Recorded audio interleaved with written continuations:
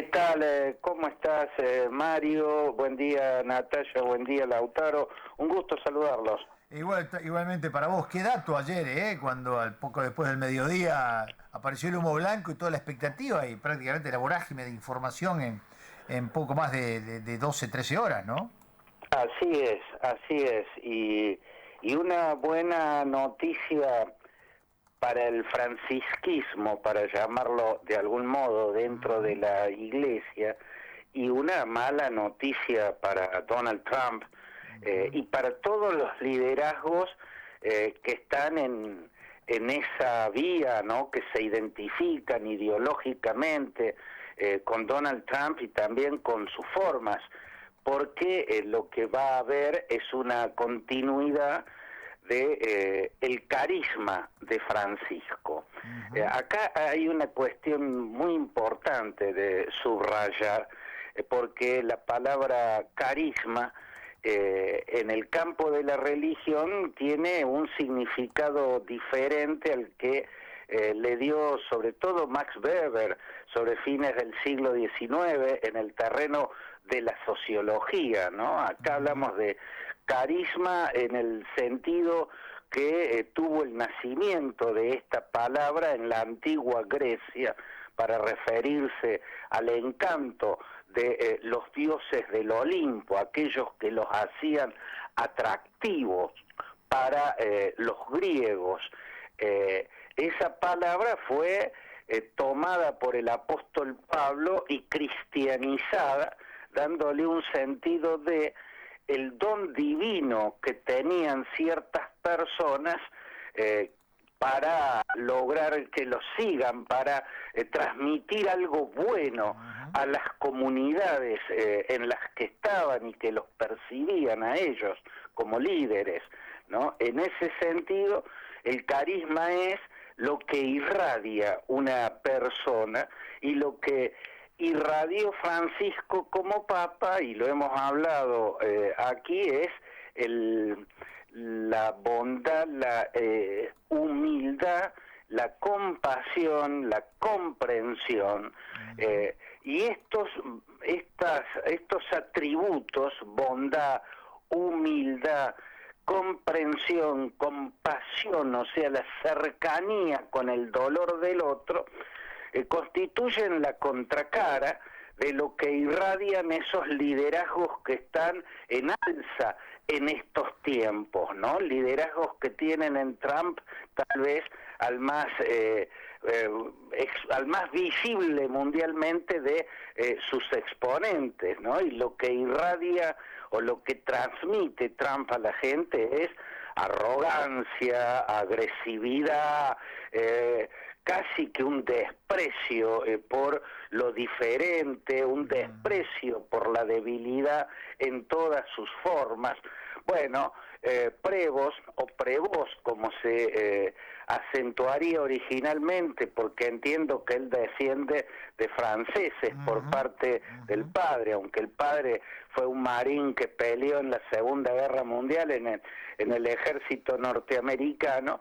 Bueno, Prevost en esto tiene el carisma que tenía Francisco, irradia los atributos personales que están en las antípodas de lo que representa Donald Trump.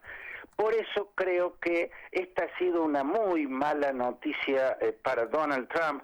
La sobrellevó mejor, igual que Dina Boluarte, la presidenta de Perú, para quien estoy seguro que fue una noticia horrible, ¿no? Igual que para Keiko Fujimori, la sobrellevaron mejor Boluarte y Trump que en su momento Cristina Kirchner, cuando le dijeron que acababan de hacer papa a Jorge Bergoglio, ¿no? Y no pudo disimular mucho el malestar que le había provocado esa designación, esa elección de aquel cónclave del 2013, ¿no? Después recicló todos sus sentimientos y pero en un primer momento ese malestar no lo pudo disimular. Bueno, lo disimuló mejor Donald Trump, pero indudablemente era un mal trago. Trump apostaba todas sus fichas a Burke, a Raymond Burke, el arzobispo que viene de Wisconsin y que se identifica públicamente con el conservadurismo duro de Donald Trump. También prefería a Dolan, a Timothy Dolan, el arzobispo de Nueva York, que también es un ultraconservador, públicamente declarado trumpista, o sea, seguidor del actual presidente. Bueno, no era el caso del sacerdote que había dado sus primeras misas en su ciudad natal, en Chicago, en el estado de Illinois, y luego en América Latina había hecho el grueso de su carrera pastoral, también muy dedicada a los pobres, ¿no? Siempre en las zonas más pobres, en las zonas donde están las partes más vulnerables de una sociedad. Ahí hizo el grueso de su sacerdocio el hombre que ayer se ha sentado en el trono de Pedro, ¿no? Y creo que por eso es una buena noticia para el francisquismo, porque lo que acá se jugaba era la continuidad o la clausura y la marcha atrás en el legado de Francisco. ¿Cuál fue el legado de Francisco? Bueno, lo hemos explicado también en esta columna.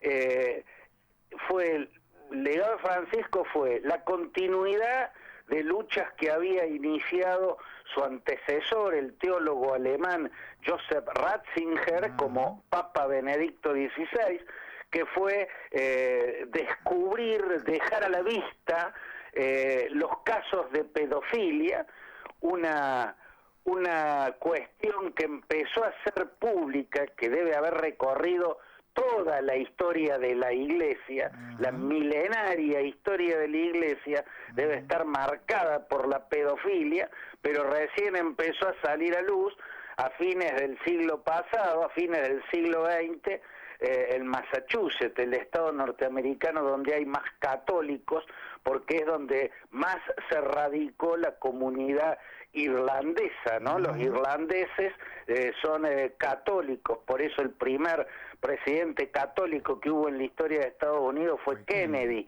¿no? Que es descendiente es una familia irlandesa de Massachusetts. Ahí, en la ciudad principal, que es Boston, el Boston Globe, que es el diario más grande de Massachusetts, fue el que empezó a publicar los casos de pedofilia en ese estado, y ahí empezó a supurar el periodismo de todas partes del mundo, empezó a hacerse receptor de denuncias de ese tipo, y eso ya no se pudo contener.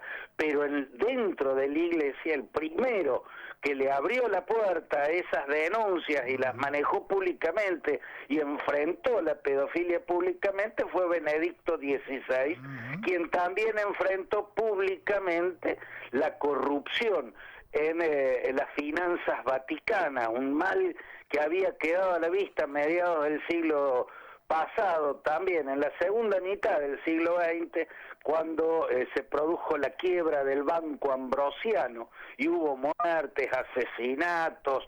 Bueno, a ese mal también lo enfrentó Benedicto XVI, puso un abogado alemán, un verdadero perro bulldog ahí a perseguir la corrupción, y bueno, así le fue también, ¿no?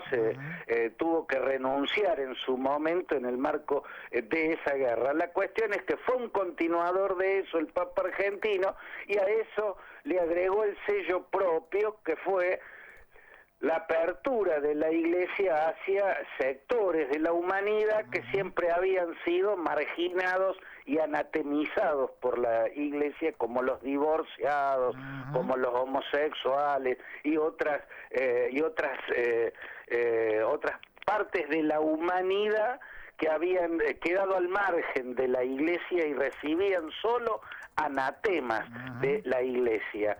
En esas aperturas está el legado de Francisco, y es el legado de Francisco lo que marcaba como una grieta el cónclave, ¿no? Entonces, de ahí iba a salir alguien que o clausurara ese legado, lo echara por tierra, revirtiera esos pasos que había dado Francisco poniendo la marcha atrás, o quien los ampliara y los continuara y los profundizara, ¿no? En la vereda del francisquismo más duro, el dispuesto a ampliar y profundizar esas aperturas, estaba sobre todo, para mí los mayores ejemplos son Antonio Tagle, el cardenal filipino, y Zuppi, el cardenal italiano, Matteo Zuppi, ¿no? al que los italianos llaman il prete della strada, ¿no? El cura de la calle,